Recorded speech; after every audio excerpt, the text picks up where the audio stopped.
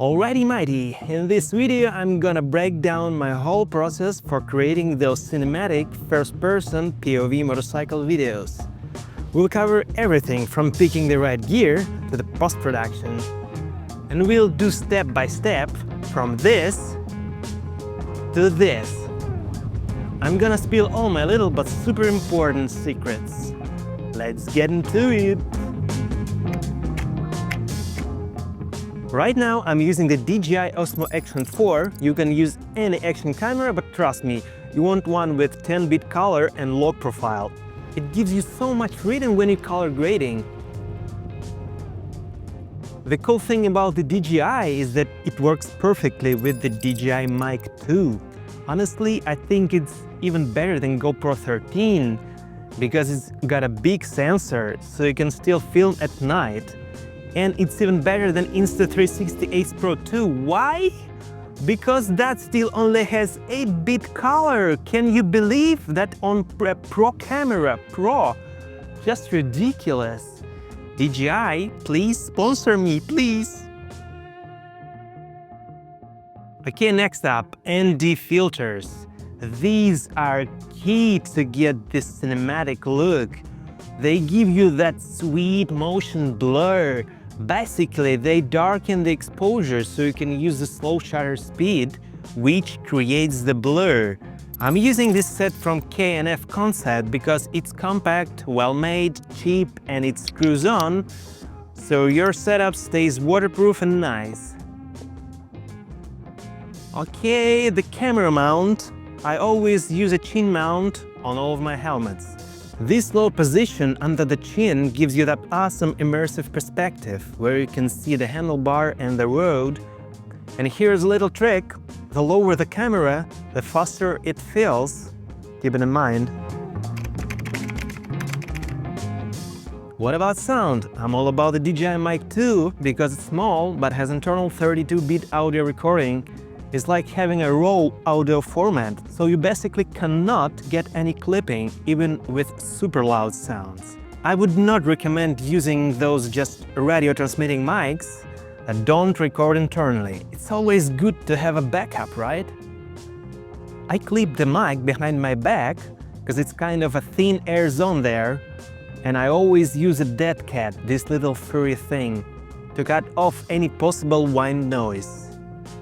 Good spot is on the handle of your backpack or on any available strap lower. Don't put it inside your pockets or backpack though, or you'll get weird rustling sounds like...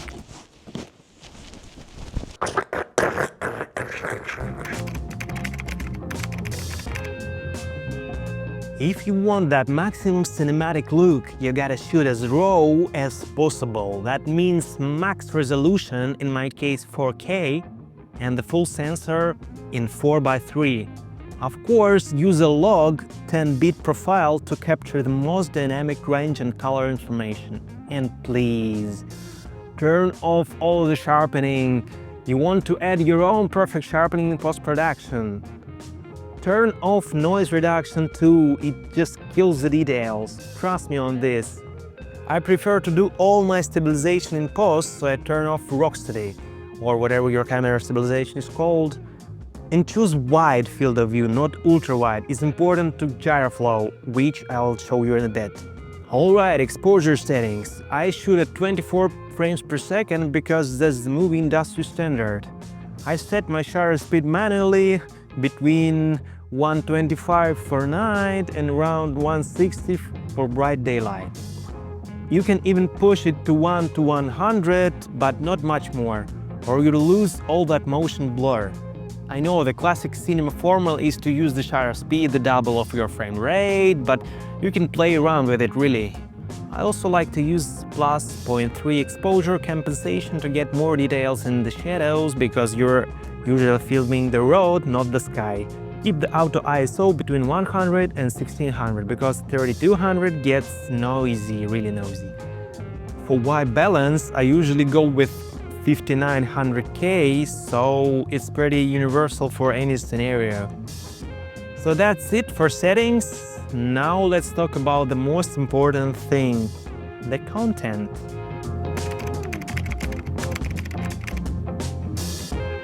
seriously guys, all your fancy cameras, color grading and everything else won't matter if you're not filming something interesting.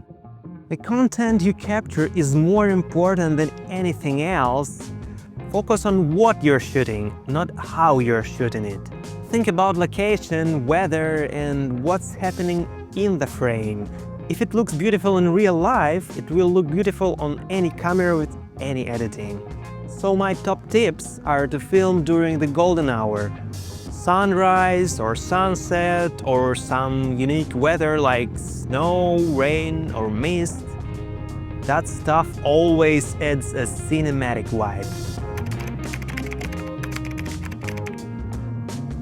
First thing I do when I get home from ride is stabilize the footage. Oh wait, the first thing I do is I go to POV. And only then I'm going to stabilize the footage in GyroFlow.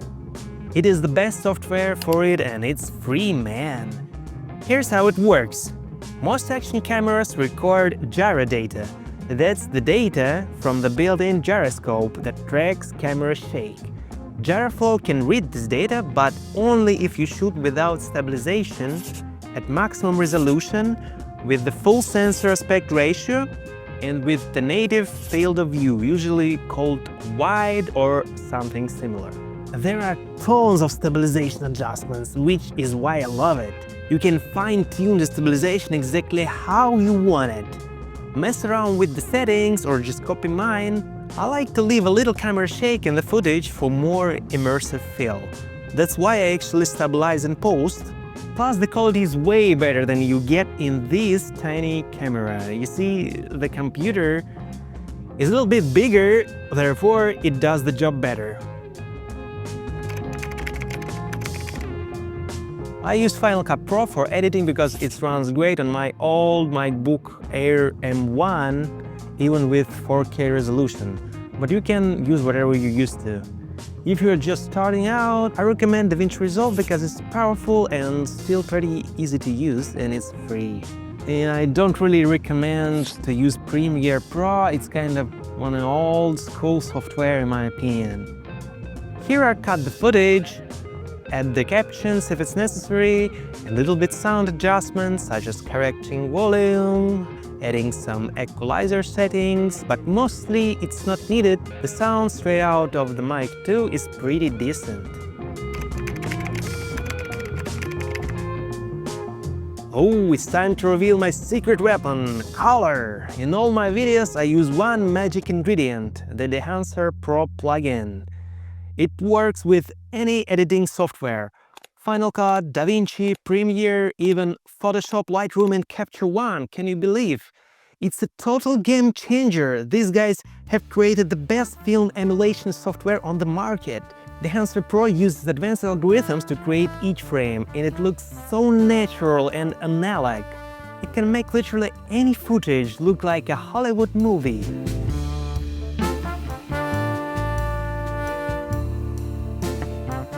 Let's dive into the Enhancer Pro plugin. First, you just drag and drop the enhancer effect to your clip. I choose my camera from the list to convert the log footage to normal color. Then you can pick from real film profiles. I like to use this Kodak Vision 3 films, which is actually used in real filmmaking. As you can see, there are a bunch of adjustments. I would like to tell you about each, but it's gonna be 1 hour video or so. Better I'll do separate video for review only this Enhancer Pro plugin. Just tell you that my favorite tool are the exposure and tonal contrast. Just playing with them brings the perfect whites, midtones and shadow balance. It works better than the built-in Final Cut tools such as exposure, curves and so on. You can also add film grain, even reduce the film resolution to make it less digital and sharpy. Another unique feature in the Enhancer Pro is the bloom and halation effect. It's not just a simple glow, it emulates how real light would look passing through real analog film. Here's how it looks like. You see? Slight difference, but it creates the real vibe. I also add some film breath, which is a tiny change in exposure and tone every few frames. It's subtle, but it also adds to the film look. These guys even have an iPhone and iPad application, so you can have all the Hollywood film power in your pocket. It works with both photo and video, and it has all the functionality from computer plugin. Just look at the picture before and after. Before and after. Amazing transformation. You can even add this super trendy overscan effect on your videos and photos to add some creativity vibe and nostalgia look. Oh my. Great news! I've got a 10% discount code Scrambler POV for all the Enhancer Pro plugins. Check out their website. The link and code is in the description.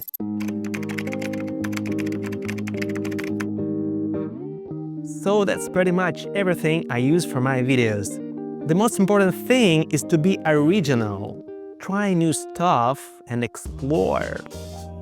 The hardest part is always to start, guys. Just begin with what you have now. Just start, man. I believe in you, really.